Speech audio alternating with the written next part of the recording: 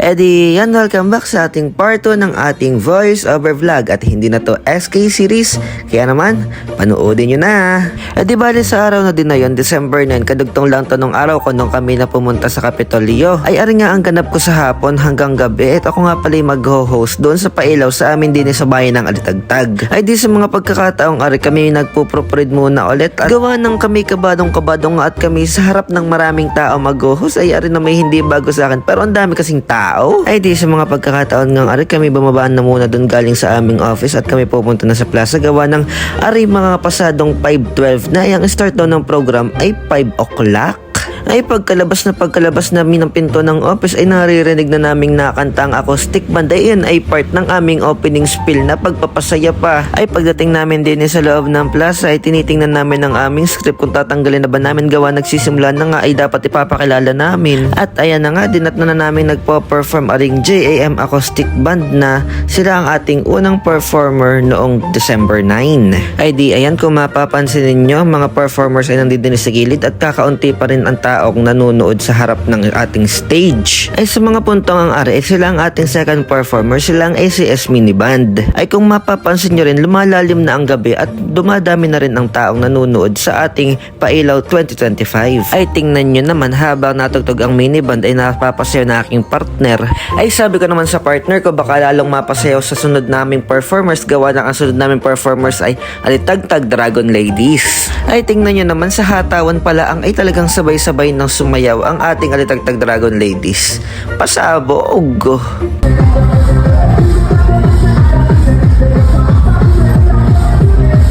Ay sa pagkakataon ngang are ay malapit na nga po tayo dun sa pailaw na tinatawag natin at gawa ng are ay kalahati na ng ating program. Ay di sila naman ang ating performers, sila ang Alfinity Groovers from Alitagtag National High School.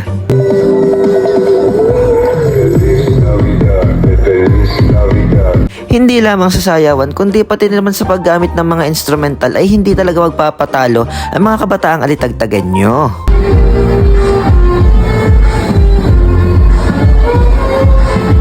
At dumako naman tayo sa Pride ng Alitagtag. Sila ang Invention de la Santa Cruz Parish Choir. Sila ang ipinadala ng ating bayan upang irepresenta ang Alitagtag sa gaganaping VSR Choral Competition.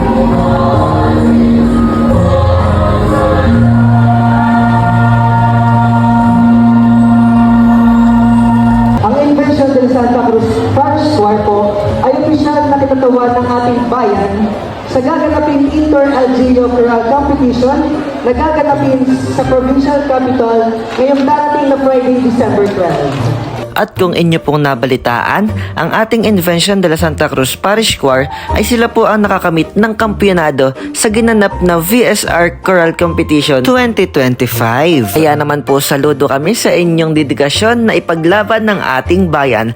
Congratulations po! Sa mga punto namang ito ay papalapit na tayo ng papalapit. Kaya naman ito na ang oras upang tawagin ng ating mayora para ibigay ang kanyang mensahe at siya na rin ang mangunguna ng countdown para sa ating pailaw. Isang lingkod bayan na may puso para sa lahat.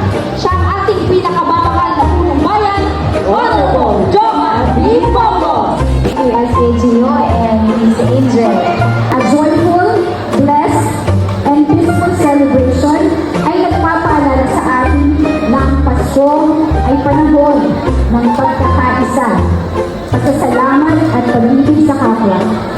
Ay di pagkatapos magbigay ng message ng ating butihing mayora ay hindi rin nagtagal at sinimulan na niya ang countdown upang masindihan at masilayan na nating lahat ang nagagandahang ilaw sa ating plaza. 8, 7, 6, 5, 4, 3, 2, 1.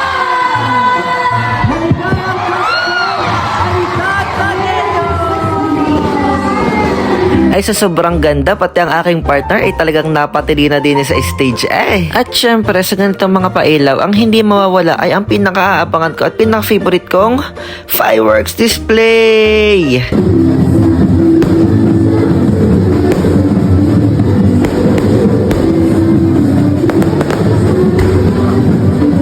Kaya naman, welcome sa Paskong Alitagtagenyo 2025.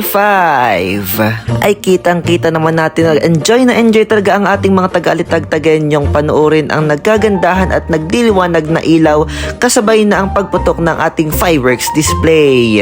Kaya naman kahit ako'y host ay hindi ka talaga maiwasang makipagsiksikan upang mapanood at matunghayan ang nagkagandahang fireworks display na ito.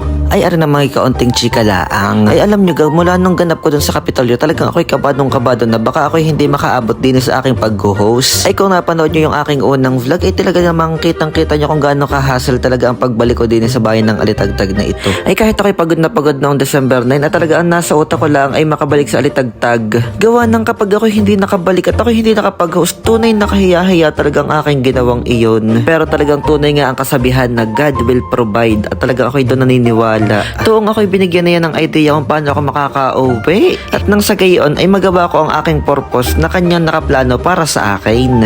Ay di mabalik sa pagkakataon nga palang are ay kasama ko ang aking mga ka-OJT nung kami nag-OJT pa din sa munisipyo.